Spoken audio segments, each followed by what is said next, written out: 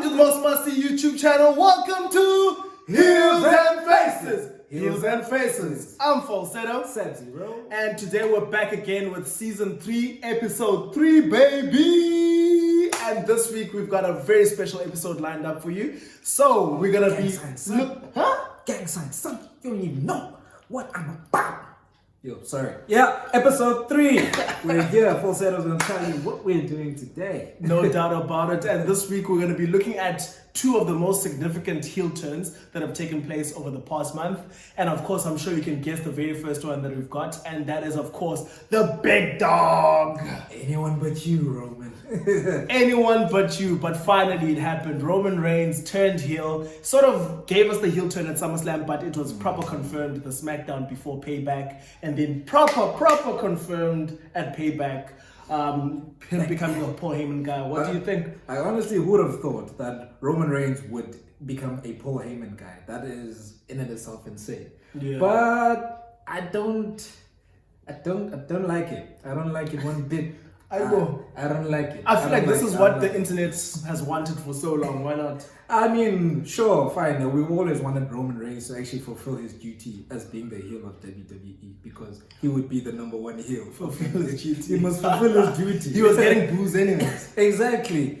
Take your place, bro. Yeah. But now that he has, I don't like that he's a Paul Heyman guy. And the reason for that is because every Paul Heyman guy, except for Brock Lesnar, this includes all the other guys, Big Show, Cesaro, CM Punk, and the like, all of them have not found a happy ending at the end, being a Paul Heyman guy, except for obviously the original one himself.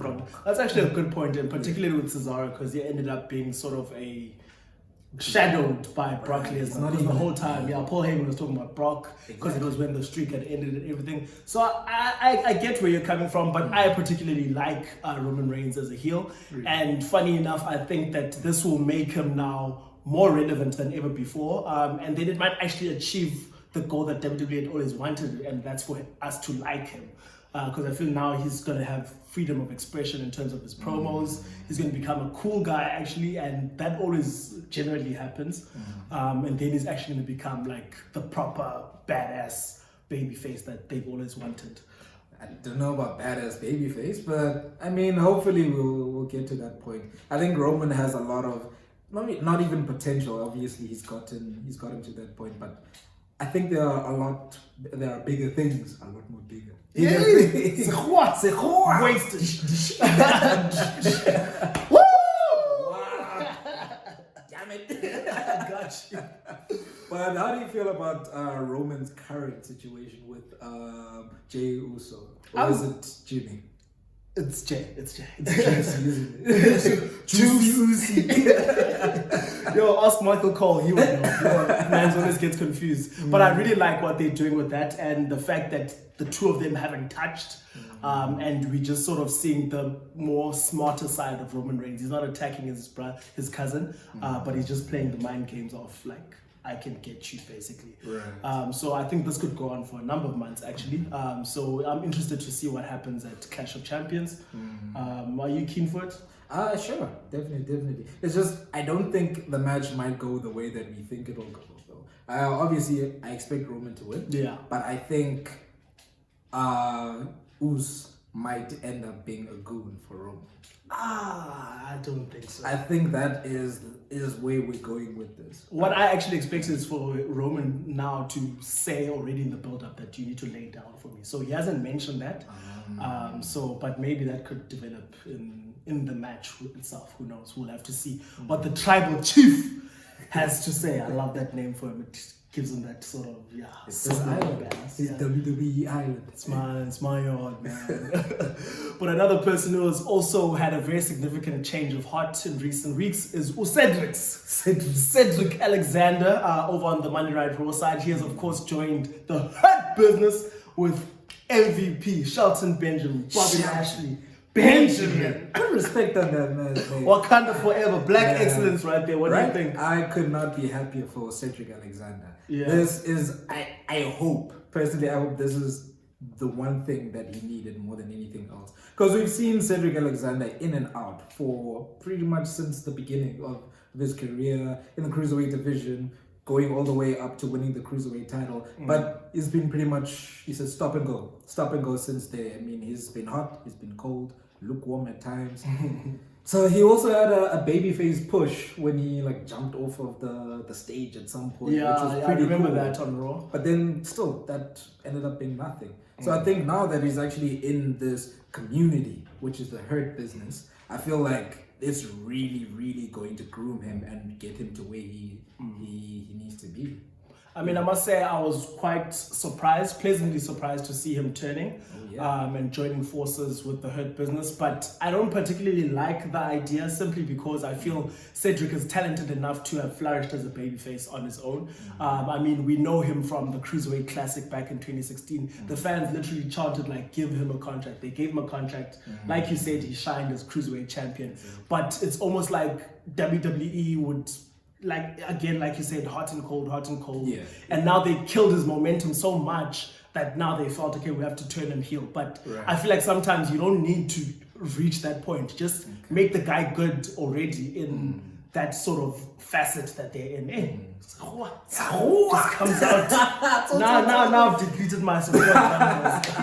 But then again, you know, on that note, I think sometimes it is necessary for WWE to actually turn an individual heel. For instance, if we take Neville was the red arrow for the longest of time, superhero that never was super. Yo! But once he turned heel, he became the king of the cruiserweights. True. A near unbeatable force. So I think it depends. It depends on the person and how he portrays the character of being a heel. Also. The booking is very important. Also that. Sometimes, someone needs to be refreshed, turn them heel, but then sometimes someone is good, but if you don't do anything with them, then you feel you have to turn him heel, but they didn't really need to be heel. But we'll see where it goes. But we know that Cedric is all in, so he's all in. Yeah. But you know, this is all of these different questions also like begs the question of what does WWE actually want with its current base of superstars? Because this hot and cold isn't only Cedric isn't the only example. So many tons of people. Cesaro could be a world champion by now, but we always semi-push him, but not fully push him. And I don't know, maybe are they scared to create another John Cena? Perhaps. Because if we look at John Cena, right? John Cena pretty much went through everyone in that 15-year span. Yeah. Right. He went through everyone. And there were so many individuals that were potential talents also. Where, I mean, we were robbed of them, I feel. You know. But you know, maybe this is kind of WWE wanting to level the playing field in a way. I don't know. You know, so what does WWE want? Really? What do they want? For me, I feel like it's better to create a number of stars, and then yes, you might have one or two that blow up like The Rock and then they end up leaving. But then you've still got the other guys as well. And I think it just will bring more interest and eyes to your product because I want WWE to go back to being like a cultural phenomenon and for everyone to be excited and be like, yeah, wrestling is scripted, but like, yo, did you see what Kevin Owens did last week? Whatever. It's like what you want to talk about. I wanted to get that cool factor back. And you can only get that if you create stars. So now, if you're doing what you're doing with the likes of Cedric's, then I'm not too sure. But you should also let us know what you think. Should WWE create these kind of stars or should they continue with their stop-start that they seem to be doing, turning all these people heel, face, heels and faces?